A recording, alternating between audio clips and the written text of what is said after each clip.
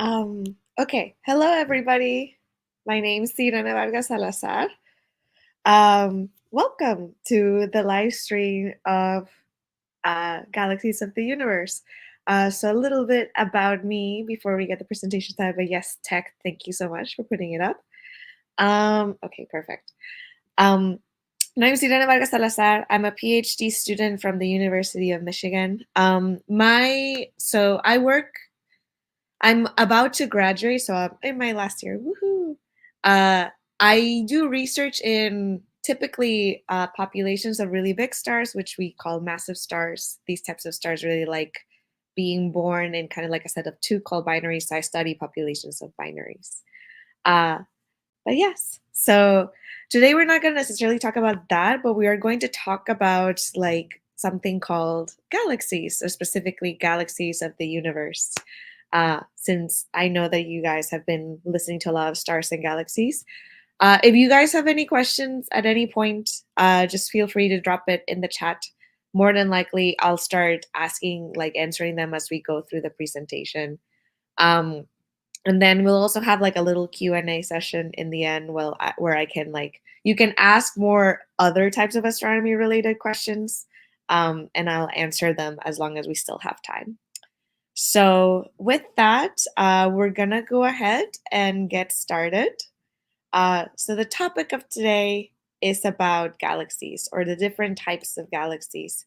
I will be asking you guys some questions, so if you could just drop the answers in the chat, and the moderator will send them to me. So yay, let's get started. So the first thing is, what is a galaxy? So in the chat, I want you guys to drop in like what you think is a galaxy, what you think it is comprised of, um, and just like to give ideas of like how to like brainstorm for this. So try guessing, for example, like what they are made of. Here are some hints that you can see kind of like on the screen. Um, you can think of like kind of like different concepts uh, as you're going kind of like listening through this chat. So yes, gas is a very, very important one. Yes, also a lot of rocks. So you can think of rocks as like asteroids and things like that. So those are definitely rocks. Comets are also just like basically like ice rocks. All of these like form parts of a galaxy. Oxygen, yes. So, like more generally, that's a little bit linked to gas. So, different elements, like for example, hydrogen, which is kind of like the most popular element around in the universe. I say most popular because most of the universe is comprised with this. Yes, there we go, hydrogen. But there's a lot of different elements in a galaxy depending on kind of like the galaxy's life track and things like that. What else do you guys think you can find in a galaxy? Maybe something related to perhaps our solar system? Question mark, question mark. Um, but yes. So you can, yes, there we go, planet. So yeah, so planets, stars are basically in it. That's why we see a lot of different stars in a galaxy. Black holes, yes. So all galaxies have a supermassive black hole in the middle of it, which is a really, really, really big black hole. And yes, there we go, stars. Um, so yeah, comets, woohoo. So yeah, so all different types of things that you can find in galaxies. Very good. So yeah, so this is what a galaxy is comprised of. And so there's a lot of other like little details that can like be found here. But when you add all these things together, like what all the different things you've been saying, you kind of get a galaxy. Like for example, this one. So this is Andromeda. It is the closest galaxy to us. Again, very, very pretty. I believe this image is a Hubble Space Telescope image. Um, and so, does anybody here remember? So, we also live in a galaxy. Does anybody here remember the name of the galaxy we live in? Uh, and as an FYI, the reason we see kind of like so before I reveal kind of like the name, there we go. So the Milky Way. So here we go. Here's a picture of the Milky Way galaxy. Now, some people sometimes ask me like, oh, we can see part of the Milky Way galaxy. The answer is yes. And some people also ask me like, oh, where are we located in the Milky Way galaxy? So we are located in one of the arms of the Milky Way galaxy. We'll talk a little bit about what that means later. But we're not located in the center of the Milky Way. We're kind of like in one of the outer arms. And this is why we can see some of the other arms in our sky. So this is one of the arms of the Milky Way galaxy. Uh, and that is how it looks like. But that is actually a very, very good segue um, to ask about kind of like different galaxies or like different galaxy classifications. So galaxies, much like stars and like planets, they come in like a variety of different kind of like shapes, designs, and things like that. So I want you guys to think of like if you were to be able to classify galaxies, how do you think you'd classify them? And for that, I'll bring up this next picture as you guys are thinking about like different ways to classify them. So as you can see, galaxies, different variety of shape, size, and colors. All of these are real galaxy images taken from real galaxies. And you can sort of think of when scientists first discovered them, they had to figure out a way to sort of classify them to help study them. Um, because as you can see, not all of them look the same. They actually look and have appeared in a variety of different shapes. So the reason for this, there were a lot of different theories at the time. Some people thought of it as like part of kind of like their formation. Others were trying to discover if it were just because of like the different types of stars that you see in them and things like that. Um, but kind of like they were trying to figure out like a different way. So some people like when they see this, they sort of think about color is a pretty famous like popular one because as you can see, some galaxies turn to well, I don't know if you can see my mouse, but some galaxies are kind of like a more yellowish color, and then some others are like a bluer color. If you look at Andromeda, it's slightly like a bluer color. You can also, yes, like spiraling and glowing is a very, very good one. So spiral is a very, very cool one because you can see how like several of these seem to have a spiral shape and not all of them have a spiral shape. So spiral is a very cool one. Uh, Glowing can actually relate a little bit to this type of stars that you see in there. We can talk a little bit of that is due to the fact of like how old the population of stars is in that specific galaxy. So the way you can think of it is that the younger, quote unquote, the galaxy is, the more bluer and brighter stars you'll see, and the older the galaxy is, the more yellow and dimmer stars you'll see. So yes, glowing, definitely a very good one. Um, but yeah, but it's a very good thing that somebody mentioned spiraling because a very popular way or that people used to classify them is just by shape. So, for example, like as the ones you can see here, this can sort of tell you like three different kind of like generic shapes that you can see galaxies in. So one of them, so a little bit of history behind this. So when galaxies were first discovered, um, they sort of thought of them as like, oh, they look like star clusters, but then they were like, oh, but they seem to be further away. So what are these? And so they started really examining like the different properties. One of the first people, or at least like conventionally, historically, like that started classifying galaxies and we started using their classification in science is Hubble's. So Hubble's classification of galaxies. And so what he did is that he classified them into, generally speaking, like three different groups. And the groups are elliptical, which is the galaxy that you see if you're looking at the screen on your left. So that's an elliptical galaxy. Then you have spiral galaxies on your right there. Now, there are two types of spiral galaxies. One of them is just like a regular spiral galaxy, which is at the top. And then you have what we call barred spiral galaxies at the bottom. So you can see that they have like a little bit of a bar in the middle of in the middle of close to where their supermassive black hole would be. So there are other features that they started seeing that these different, it wasn't just because of their shape, but it was also because of like the different um, like things that they saw in terms of like other features. For example, they that these elliptical galaxies, though again the ones on the left, they didn't have strong features. They're usually actually redder, which again means sort of like a more older population. So astronomers used to associate them with like, oh, these are kind of like older galaxies. They have older stars. They also tend to have kind of like these stars, if you want to think of them, they're kind of like around the size of our sun. So they're not really big stars. They're actually kind of small, relatively speaking, in terms of stars. And that was how astronomers in Hubble's time started classifying them. Spirals, on kind of like the other hand, they have like arms, which is kind of what we call like all these like spiral features. They kind of look like an octopus if you look at them from like a different perspective. Some of them have a lot of arms. Some of them only have like a couple of arms, kind of like a person, like they only have two arms. And but they wrap around the galaxy, and so that's why they're here.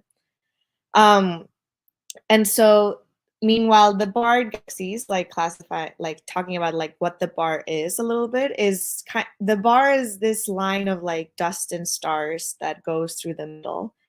Um, it's kind of like half of the galaxies that are spiral have bars and the other half don't have bars.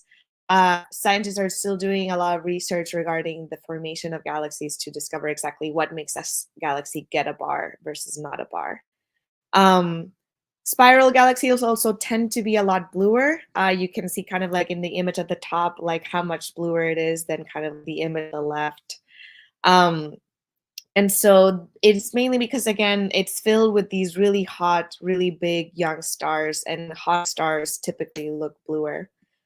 If you have a question about that, um, it's the fact that some people have questions about like, oh, like I've always pictured that something, in case it's hot, it would look redder. And so that's actually not true.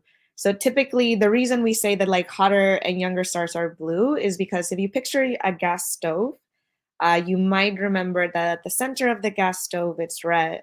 No, at the edges of the gas, it's blue. And then at the center of the flame of the gas stove is blue. No, sorry, the edges are red, the center is blue. And so the center part is a hotter part, which is the reason why hotter and younger stars are bluer. Older stars and quote unquote cooler stars are redder. And so a lot of ages are linked to those. But yes. So now that Hubble had sort of recollected like all of this information, he separated them into kind of like what is called the tuning fork of galaxy classification, which is basically this. And so part of this came from the theory that Hubble had, in which you sort of like think of it as like galaxies start as spiral because spiral galaxies are quote unquote younger galaxies. And so as they get older, they would eventually change into elliptical galaxies. So you can sort, or at least like back in Hubble's time, they used to think of like the evolutionary process of galaxies going from like your right side towards your left side towards elliptical galaxies. Um, and again, this is just based on like the shape that he saw, the colors that he saw, uh, and the different types of like morphologies that he saw in them.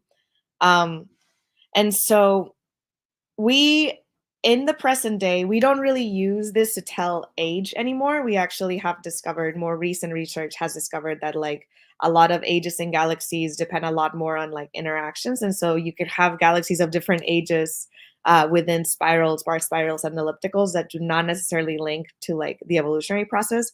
But back then, it seemed like this was kind of like the ideal solution. It mostly is just an example of how kind of like the more you do science and research, like the more you like find out that things are not as simple as it seems. However, the reason why this is still a very good scheme is because it does talk a lot about the shapes of galaxies. And it's a very useful classification. So that's why astronomers still use it to this day. But yeah, so that is a little bit of like a history lesson here. Um, but yes, so now that you know about this, now you can sort of see, at least here, how like you can classify. This is again the same images of galaxies that you saw beforehand, and now you can yourself like classify um, different forms of galaxies based on that. So you can see how some of them have very like clear bars, some of them just look like spirals, and some of them just kind of look like round. Typically the round ones are just ellipticals. Now there is this one galaxy right in the middle that doesn't look like any of them, as you can see kind of like right there. And so these are called irregular galaxies. So as you can see, even in like Hubble's classification scheme, there's not really a very good place to place them. And so usually we keep them in like its own separate category. Um, there are different reasons why galaxies would become irregular galaxies. A lot of it has to do with interactions with other galaxies. So we can to talk a little bit about that. So typically, when galaxies interact with each other, so first of all, galaxies typically live in groups. So the Milky Way is part of a group called the local group, in which Andromeda is also a part of. And so galaxies in these local groups are orbiting around kind of like a quote unquote center, which is sort of like the center of like the group. Sometimes in a very long period of time, these galaxies could actually like interact with each other in a variety of different ways. Um, One of the more common ones is basically just something called mergers, which some of you may or may not have heard of it. But mergers are when like two different galaxies, sort of like, I don't want to say necessarily like crash into each other, but they kind of orbit each other around until they become one singular galaxy. Currently, it's one of the more prevalent theories as to like how ellipticals are formed as well. Um, but the reason why this is important is because these types of situations also help explain kind of like different evolutionary processes within the galaxy, how you can get ellipticals, how you can get spirals, so on and so forth. As a fun fact, now that I mentioned Andromeda and the Milky Way, so Andromeda and the Milky Way are actually two galaxies that are sort of in a collision course towards each other. So they will eventually collide and then eventually merge. I know that that sounds very dramatic. A lot of like galactic terms, especially when it involves formation, tend to be very dramatic terms. In reality, it tends to be a little bit more nuanced than that. So there have been simulations, some of them done by like different like space facilities, like describing how it would look like in the Earth if Andromeda and the Milky Way finally collide. But in reality, a lot of like the interactions, first of all, it would take a very long time. It doesn't happen very quickly, at least in terms of human years versus like planet Earth and star years. It will happen kind of like quote unquote very slowly. And what will eventually happen is that like you would see sort of like Andromeda get closer and closer and closer, and then eventually like you'd see some of the stars like Andromeda brings with it, and then eventually like the galaxy would become like part as like a different galaxy because they would merge. The cool thing about this is that like actually if you simulate mergers or collisions, you would actually see that like one of the common questions that I get asked is like, oh, does that mean that like the stars and planets like crash into each other? And the answer is actually no. It turns out like well, not necessarily. It turns out that there's a lot of space between different types of stars and planets, and it's enough space that makes it very highly unlikely for stars to kind of like collide into each other in the process of a merger. So that's why we would only really see it as Andromeda getting closer. So, but that's also why you can see different galaxies in the process of merging, like irregular galaxies, like that one. But yes, um, there are some other now that I know I've talked a little bit about the Milky Way a lot, or a little bit about the Milky Way a lot. But what type of galaxy do you think that the Milky Way is? And so there are a couple of hints I get. So just again, type your answer in the chat. There's a couple of hints that I've given you throughout the presentation, um, including, for example, yes, exactly. A spiral is correct. Now, the thing that you might not get immediately is that it's actually a barred spiral. So that's the Milky Way on the right.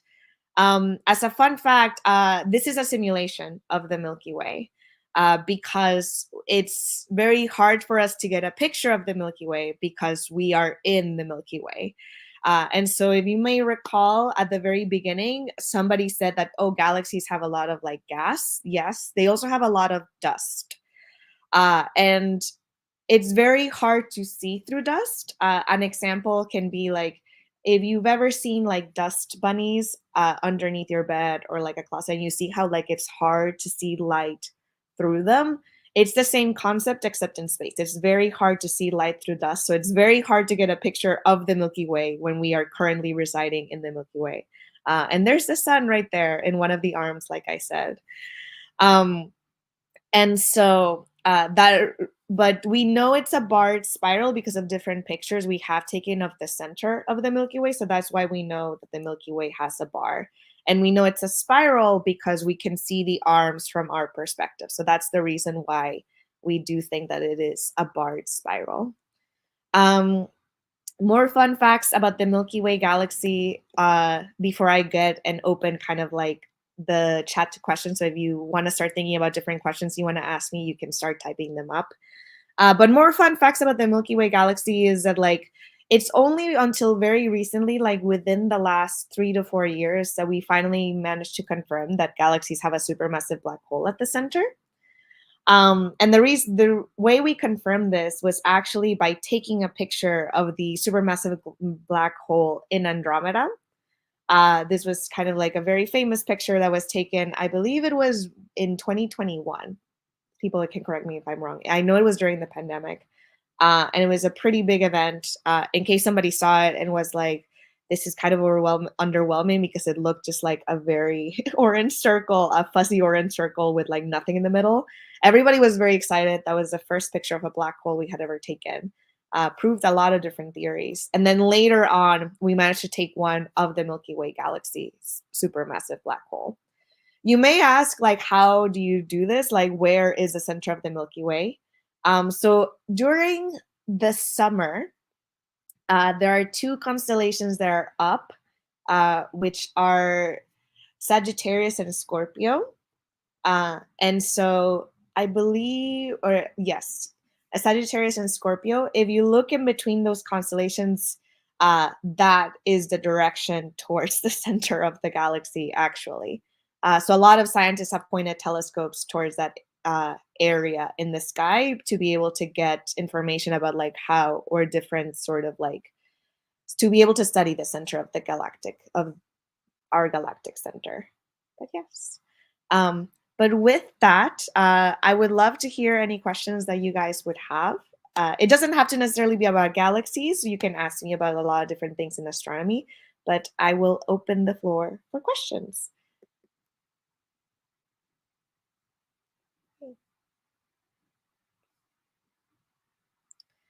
Ooh, okay. So the first question, I'll be saying the questions just in case people do not cannot read the chat.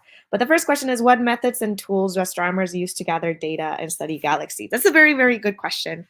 So the more common one, especially so it depends on the distance, I will say. So for example, for our Milky Way, we use like specific types of telescopes. Usually we study the stars and stellar populations within it. A lot of these telescopes are found in like, for example, deserts like Arizona or Chile. They're very, very popular ones. But a lot of like what other people do is that they do surveys. Now, what do I mean by surveys? It means that they sort of like take a telescope and they point it at like various different big areas of like the sky. And these telescopes can probe deep enough into space that you can actually see like individual galaxies. Hubble has like this very famous picture that was later revamped by JWST, in which you could see it's just like a picture of the sky, and you can see sort of like individual galaxies as sort of like your points, which was very, very cool. And so that's sort of like an example of like a galactic survey. And so typically, the different types of data depends on like the research that you're doing. Some people, the light that we receive from them can tell us a lot of information, including like different stellar populations. It can tell us about the age of the galaxy. It can also tell us about the different elements that you can find within the galaxy based on the age. But yes.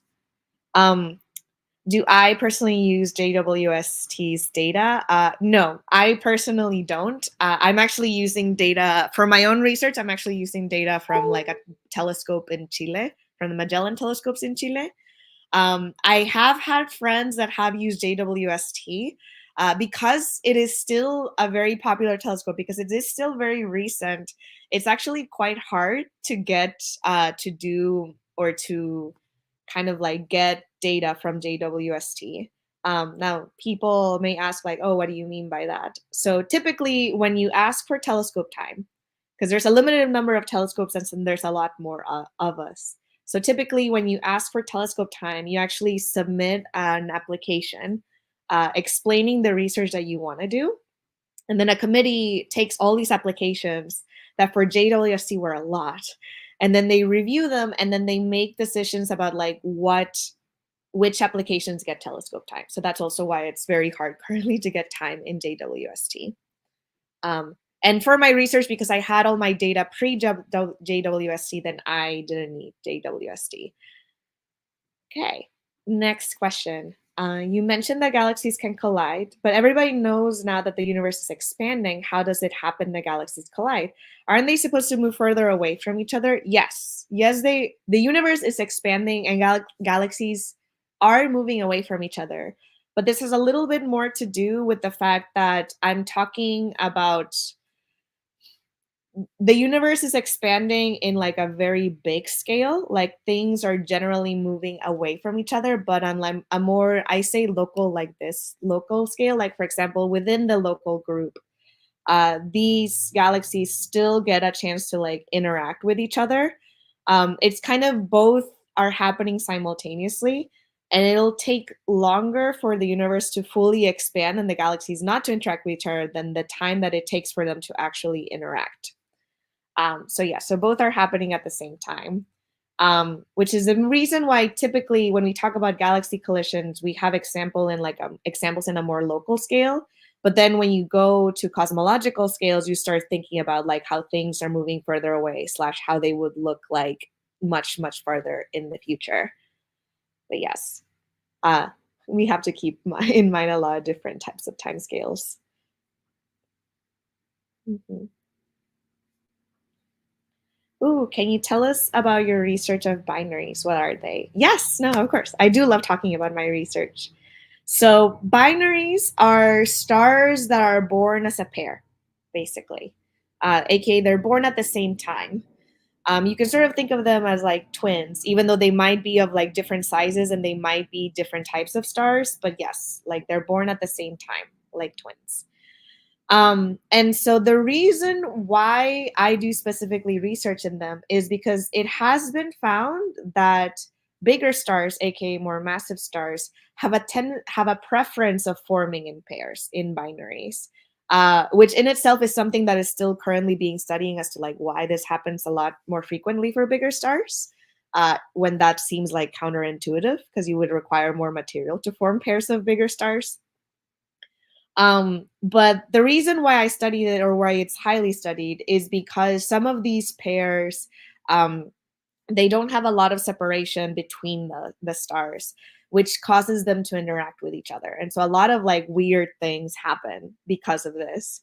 And one of the and so it's a very big area of research because, for example, we know a lot about the evolution of a star like our sun, because they, even though they can form in pairs, it's more like they tend to form like as a singular star, and we know what happens to them as they evolve because we've studied that. But it's very hard to do simulations of a star evolving when you have another star to deal with. And so different things can happen. They can collide with each other. They can exchange mass, as in like one star transfer mass to the bigger star. They can merge. Um, if one of these stars dies, because these stars are massive stars, it would cause, like, when they die, they typically explode in a supernova, and the explosion can also affect the other star. Like, it can sort of like disrupt their orbit or their system. It can cause the other star to be flung away or kicked away to a different part of the galaxy. And so the specific research that I do is that I am studying a population of these massive binaries. And by that I mean that I study, for example, like how the different types that there are, because there are different types of binaries and massive stars, and potential kind of like effects that would cause them to be in the location that they are found. So that's kind of like what my area of research focuses on. For more specifics, the population I'm studying is in one of the Magellanic Clouds, the Small Magellanic Cloud. So the Magellanic Clouds are two satellite galaxies in the Milky Way, which you can see if you actually go to the southern hemisphere. But yes, you can feel free to ask me more questions if you're curious about more of that. So next question. Yes, you can see it from Argentina. Yes, you can. The Magellanic Clouds. Maybe not my individual stars, but you can definitely see the Magellanic Clouds. So the next question is, what are black holes and traveler black holes? And another question, let me go through that. First question, yes. So black holes, the best way I can describe them is that they are kind of, there's a very technical way to describe them, but it's essentially like when a singularity happens, meaning that like it's sort of like an effect due to gravity, and when something becomes so massive that like gravity gets wonky around it, which causes a black hole. The reason why they are called black holes is because nothing can escape a black hole, not even light.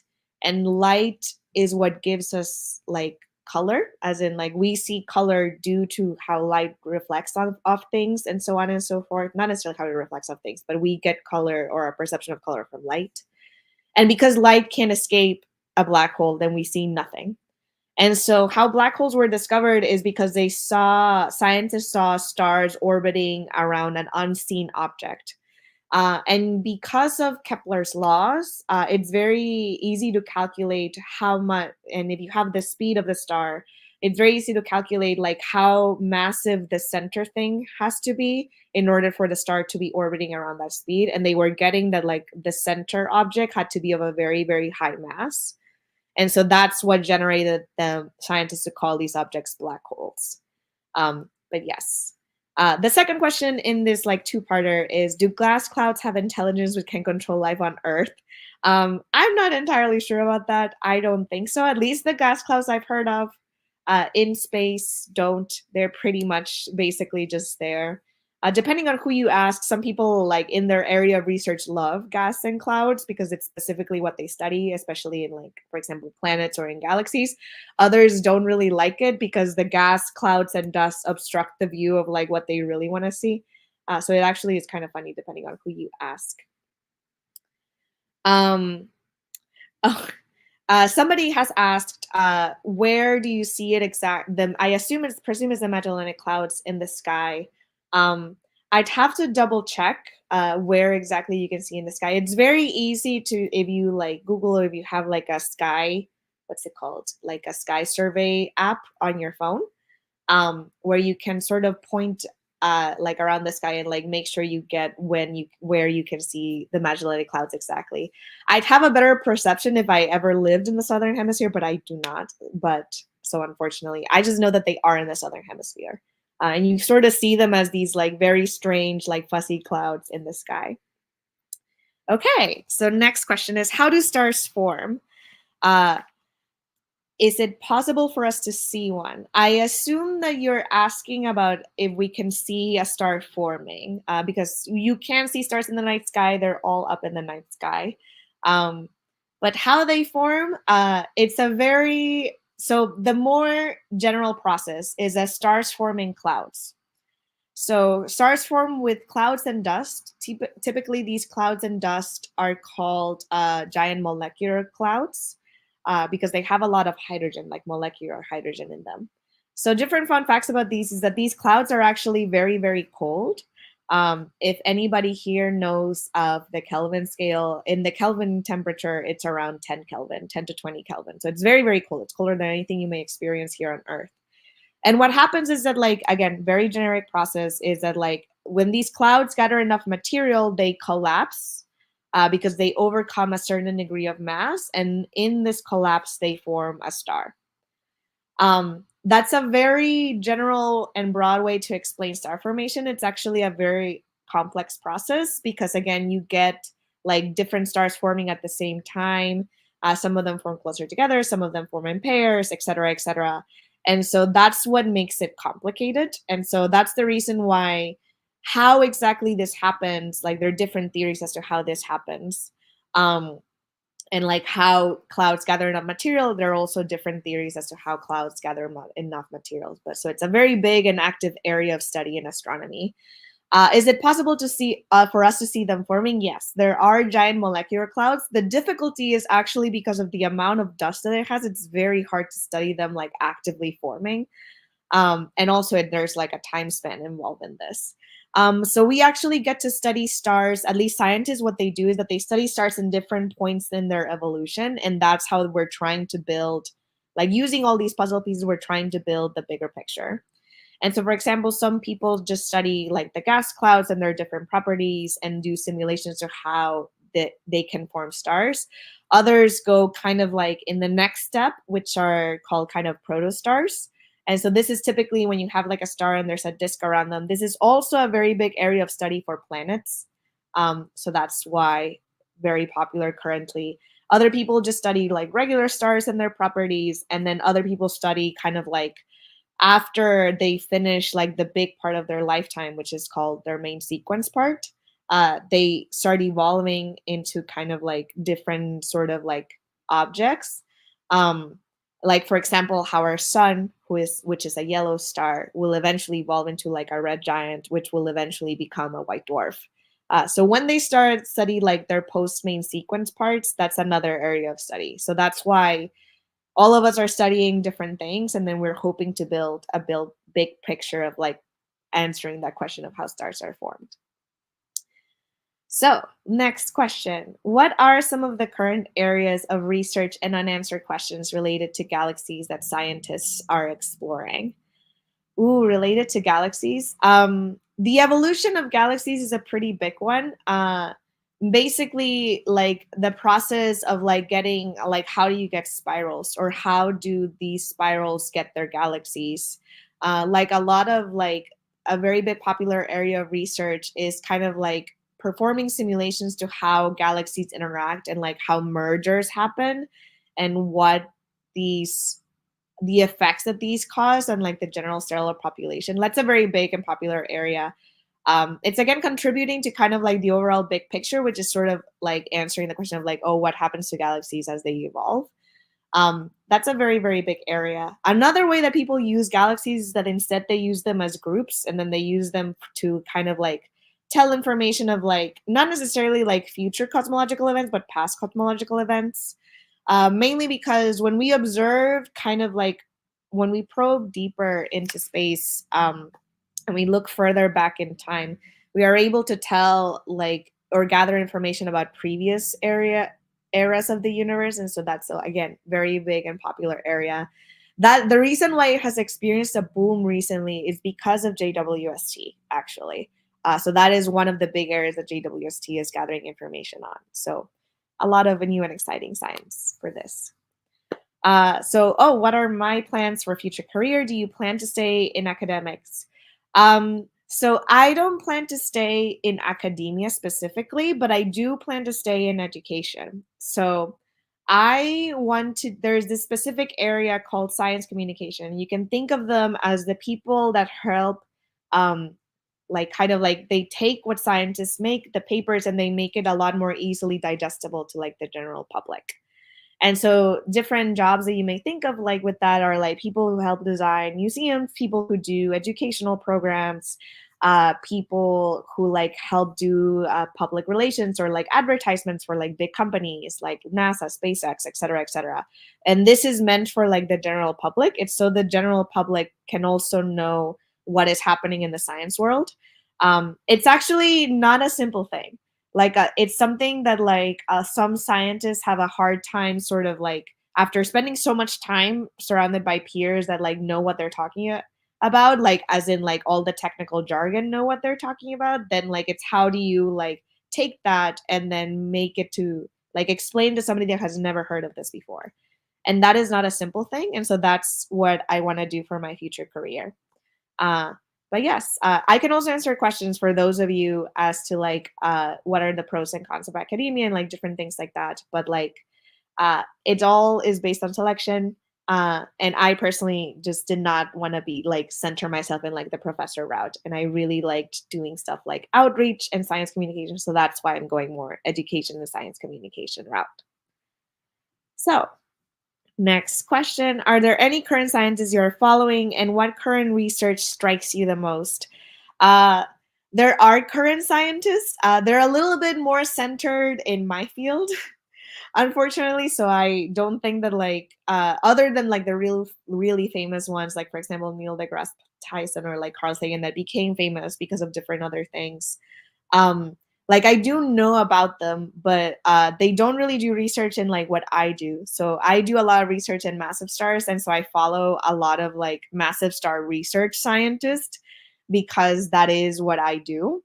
And so some of you guys may not know them by name, unfortunately, but I know them by name. Astronomy is not really a huge community. It's one of those communities that's like, it's small enough that you get to meet people that you read papers in, which is very, very interesting. Um, and so the current research that strikes me the most is the one that's centered on my research. Uh, there are when JWST happened, like I got very interested in that because that's sort of like a big overall astronomy news thing, similar to like when the first black hole picture was taken, also very big on that. But typically, a lot of astronomers like stick to like, oh, what current research do they follow? They typically follow the research centered on their own research, or that follows their own research. The reason behind this is because astronomy is surprisingly very, very broad, and so it would be very difficult for somebody to follow everything regarding to astronomy. That's why you typically stick with your own research. Okay, so what advice would you give to aspiring as young astronomers who are interested in studying galaxies and pursuing a career in the field? Um, I would say it depends on where you are at in your career. A lot of, I would say, is try getting, especially if you're not necessarily in the college age and you're very interested in astronomy, there are different ways to get involved. uh, Go to your museums and planetariums is one of them. Typically they have slash host different events. Like a lot of museums and universities hosted a special event here in America because of the solar eclipse that just happened. So you can see different events like that. When I was young, so I'm from Mexico. Um, when I was young, there used to be a planetarium slash museum, and they would host chats about like different astronomy topics. So if you're very interested and you're still like pre-college, like that's a very good way of getting involved. In case you're trying to figure out if this is something of interest. Once you're in college, you can still get involved and so on and so forth. Um, and so, but definitely in college, you would start potentially, I would suggest like maybe you could ask like a professor to do research with them or start getting involved in like some sort of research opportunities in college. That's a very good way of like knowing whether or not this is something that you are very, very interested in. Um, but yes. Uh, okay. Can you share any resources that people can follow as an amateur where you can read news about space discoveries? So there are a few resources. So a very good one that I like is a site called Astrobytes. So what they do in Astrobytes is that they take papers or like very famous science news and they write articles, yes, astrobytes.com, and they write articles for the general public. So they basically have authors that like take a paper and they like summarize it in a way that like anybody can understand it. And they also do this for like really big news and like a really big conference, so on and so forth. I really like them. I usually recommend them for people who are like, oh, I want to read more about astronomy, but like, what's a good website to read about? That's a very good website to read about, like, not just like, to read about like astronomy and like just sort of like overall like different current research that is being published. And what I also like about them is that like if you read their articles, they also provide you links to like different topics, so you can even reach further than just their article if you get super super interested in a topic. Um, so I used to work for them. Well, not specifically Astrovites. I used to work for the Spanish-speaking Astrovites called Astrovitos. And so again, I really like getting involved in them. They're very dedicated to making sure that their articles are like current, and that if there's any big space news, they publish about it. So that's a very, very big one. Um, but yes. So yeah. But we are nearing the end of our talk. So thank you guys so much for listening to my talks about galaxies. And I hope you